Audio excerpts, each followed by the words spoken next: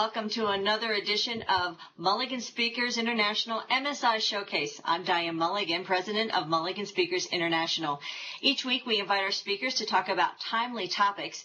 This is a way for you, the meeting planner, to really get a more well-rounded view of our speakers, their passions, and their excellent abilities at integrating current events into their specific areas of expertise.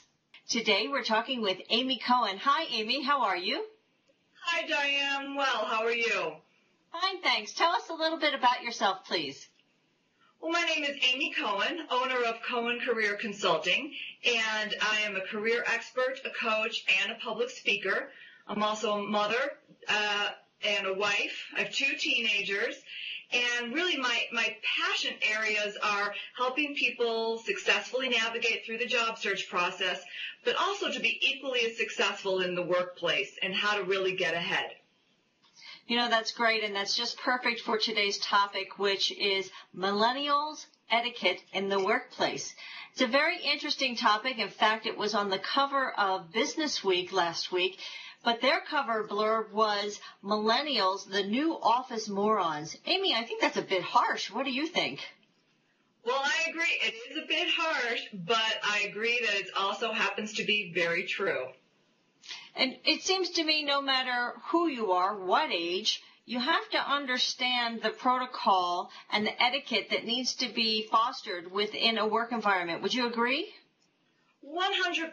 It's important for all generations, and today really the workplace incorporates 4 generations. But the millennials that we're focusing on today really need to understand the corporate culture and the dynamics within that workplace and to be much more willing to be adaptable, flexible, and to conform to some of those protocols in order to be successful within that environment.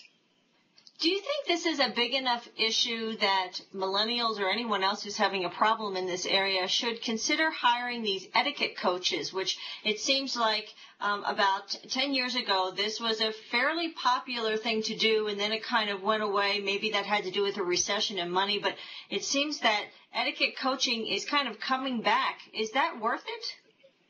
Well, I have to say that especially with the millennials today, in the job search process and in the workforce could really benefit from some etiquette coaching. And I have an example to really highlight that.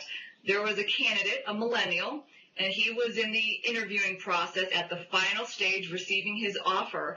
And after considering the offer, reached for his cell phone in his pocket and called his mother to see if the offer was acceptable without any sort of recognition or awareness that this would be inappropriate at the offer point in the interviewing process. Had a full conversation with his mother about the offer, and needless to say, the offer was retracted. So in this case, I definitely believe that etiquette training would be money well spent.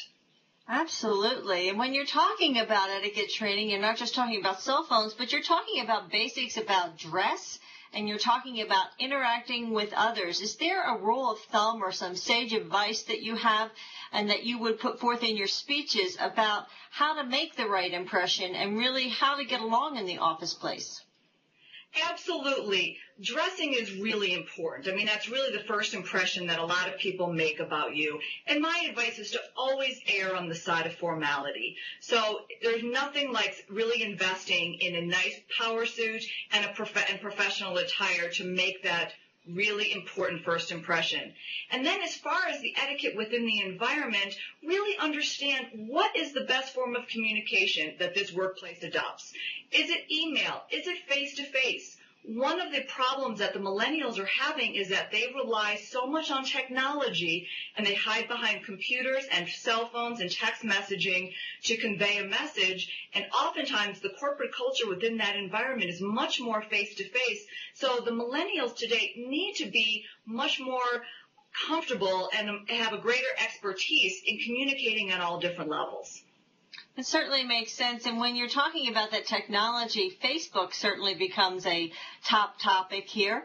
I've read that many millennials are actually taking their Facebook pages down while they're looking for a job and then really beginning to focus more on what's on that page once they're in the job. What's your advice in that situation? Well, I definitely think that being aware of what's going on Facebook on all of your social media is critical. Here's an important statistic. 65 to 75% of hiring managers and recruiters will Google candidates before they ever meet them.